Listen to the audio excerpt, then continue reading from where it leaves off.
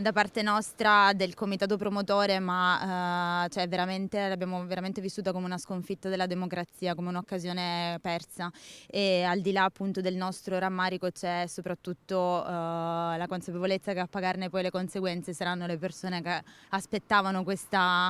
di poter votare per questo referendum, per il quale appunto più di 1.240.000 persone ha firmato. C'è amarezza nella voce di Marta Perrone, coordinatrice veneta della raccolta firme Eutanasia Legale per l'associazione Luca Coscioni. La Corte Costituzionale nelle scorse ore ha dichiarato inammissibile il referendum sul suicidio assistito. Secondo la consulta non sarebbe preservata la tutela minima costituzionalmente necessaria della vita umana in generale e in particolare in riferimento alle persone deboli e vulnerabili. Per l'associazione Luca Coscioni si è negata agli italiani la possibilità di esprimersi su un tema che da anni è molto dibattuto nel nostro paese, dopo il caso di DJ Fabo che scelse di morire in una clinica svizzera o le lunghe e travagliate storie di Eluana Englaro e Pier Giorgio Welby. Beh, sicuramente è un grave colpo anche per le famiglie che assistono queste persone. Io ci tengo sempre a ricordare che non è vero che chi richiede l'eutanasia o il suicidio medicalmente assistito vive in condizioni di isolamento, di solitudine. È il contrario, molto spesso anzi ha una rete familiare, una rete affettiva molto forte,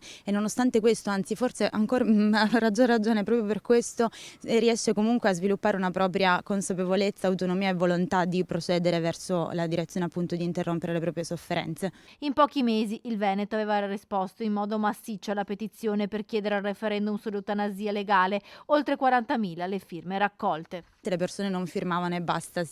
raccontavano le loro storie, quindi ho capito che quello che noi proponevamo non era una nostra battaglia singola di noi appunto solo del comitato, ma era veramente condivisa da tutte queste persone, ed è il motivo per cui c'è stata questa grandissima mobilitazione queste